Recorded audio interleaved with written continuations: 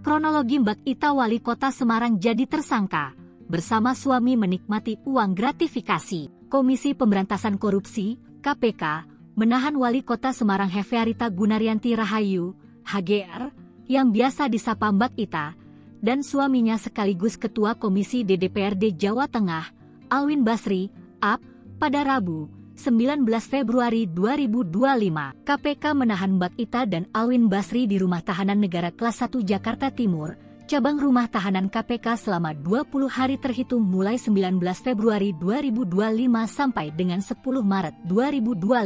Atas perbuatannya, Mbak Ita dan Alwin Basri diduga melanggar pasal 12 huruf A atau pasal 12 huruf B dan pasal 12 huruf F serta pasal 12B Undang-Undang Nomor 31 Tahun 1999 tentang Pemberantasan Tindak Pidana Korupsi. Salah satu perkara yang diarahkan kepada Mbak Ita dan Alwin Basri adalah pengadaan meja dan kursi, pemotongan tunjangan aparatur sipil negara, ASN, dan gratifikasi.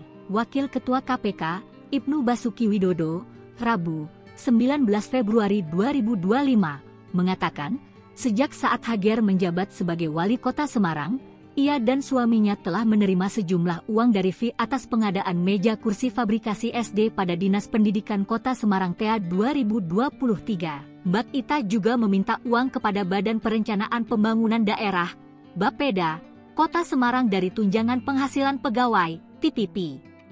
Mbak Ita mendapatkan uang miliaran rupiah sejak April 2023 hingga Desember 2023 atas permintaan dari HGR pada periode bulan April sampai Desember 2023.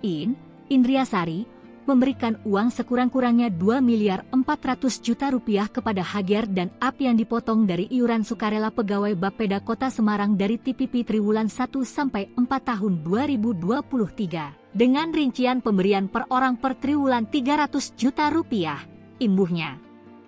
Ia menjelaskan, permintaan tambahan uang itu bermula saat Indriasari meminta Mbak Ita mengkaji ulang jumlah TPP aparatur sipil negara, ASN. Mbak Ita kemudian meminta tambahan atas jumlah uang yang diterima SN dari TPP yang diberikan.